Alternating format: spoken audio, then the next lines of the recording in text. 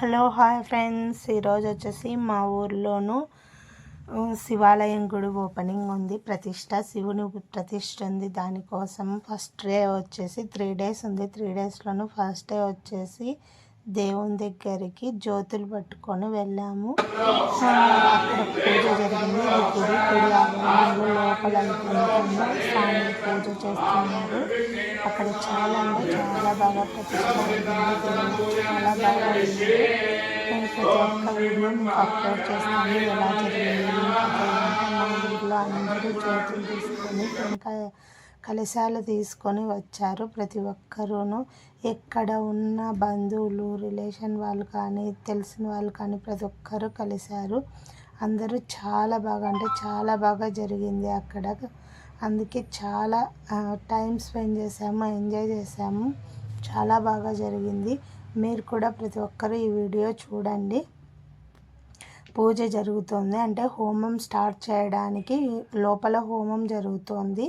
పూజ తర్వాత కలశాలు తీసుకొని వెళ్ళాలి. అక్కడి నుంచి అక్కడ పూజ జరుగుతుంది. స్వామివారు వారు భార్యాభర్త కూర్చొని ఫస్ట్ పూజ మొదలు పెట్టారు స్వామిని. తర్వాత వెళ్ళి బాణాలు ఇవి జ్యోతులు తీసుకొని వెళ్ళి అందరం అక్కడ జ్యోతులు పట్టుకొని ఉన్నాము. తర్వాత ఆవు వచ్చిండే తీద్దామనుకున్నా, కానీ అక్కడ నాకు ప్లేస్ సరిపోక అక్కడ తీయలేదు జ్యోతులు. తర్వాత జ్యోతులు తీసుకొని అంటే ఈశ్వరుని గుడి దగ్గర నుంచి చెన్నకేశ్వర్ల స్వామి గుడిలో ఈశ్వరుని విగ్రహం పెట్టారు. అక్కడికి వెళ్ళాము.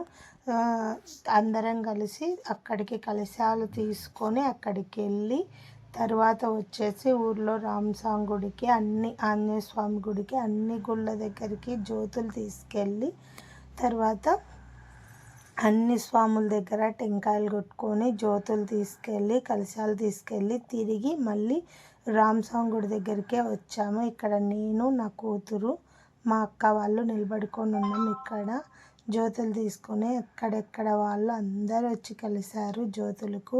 మీరు కూడా చూడండి. చాలా అంటే చాలా బాగా జరిగింది. ప్రతి ఒక్కరూ ఇంటి నుంచి కలశాలు తీసుకొని వచ్చారు. అక్కడ అందరం అక్కడ వెయిట్ చేసి తర్వాత వెళ్ళాము. ఇది శివాలయం గుడి పైన ప్రతి ఒక్కటి భలే బాగా జరిగాయి గుళ్ళోను. శివాలయం గుడి దగ్గర నుంచి జ్యోతులు స్టార్ట్ అవుతున్నాయి. వెయిట్ చేస్తున్నాము అందరము అక్కడ వెళ్ళడానికి. ఇంకా తర్వాత అక్కడి నుంచి ఫస్ట్ చెన్నకేశ్వర్ల స్వామి గుడి దగ్గరికి వెళ్ళాము. చెన్నకేశ్వర్ల స్వామి గుడి దగ్గర నుంచి తర్వాత వచ్చేసి ఆంజనేయ స్వామి దగ్గరికి కాదు, లక్ష్మీ నరసింహస్వామి గుడి దగ్గరికి వెళ్ళాము. లక్ష్మీ నరసింహస్వామి గుడి దగ్గర నుంచి ఆంజనేయ స్వామి గుడి దగ్గర నుంచి మళ్ళీ రామస్వామి గుడి దగ్గరికి వచ్చాం. తర్వాత అక్కమ్మ గారి గుడి దగ్గరికి అట్లా ప్రతి ఒక్క చోటికి తిరిగేసుకొని వచ్చాము.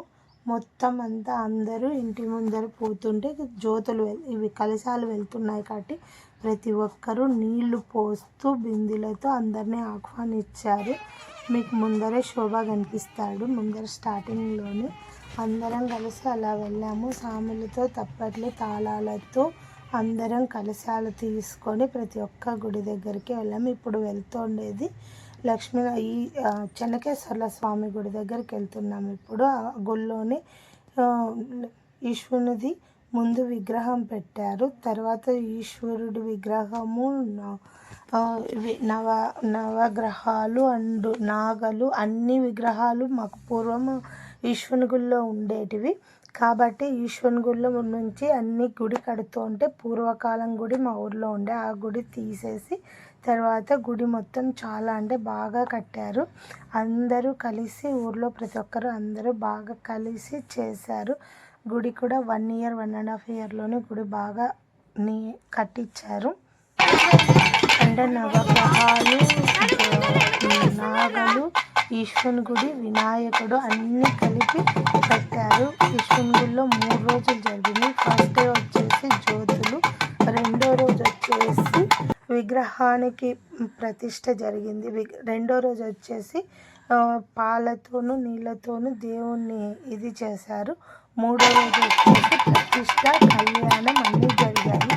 ప్రతి ఒక్కటి నేను అక్కడ మీకు ప్రతి ఒక్కటి డేతో సహా మీకు మెన్షన్ చేసి 3 రోజులు ఏం జరిగాయి విశ్వనికి ఎలా ఉన్నాయో మెన్షన్ చేసి పెడతాను. నా వీడియోలు చూస్తుండండి, లైక్ చేయండి, షేర్ చేయండి. కార్తీక మాసంలో నిజంగా చాలా అద్భుతంగా కార్తీక మాసంలో శివుని ప్రతిష్ట అండ్ అలా 3 రోజులు చేయడం నిజంగా చాలా బాగా నాకు నచ్చింది. మీరేమంటారు? Like, share, subscribe to viral.